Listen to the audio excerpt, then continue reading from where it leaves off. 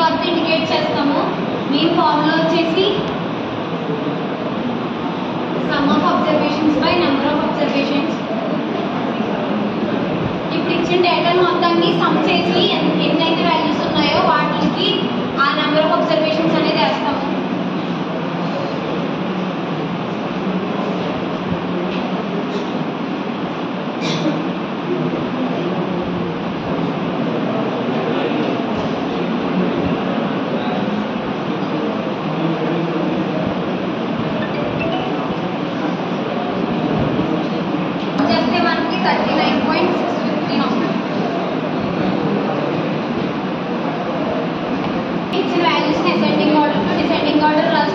దానికి n+1 term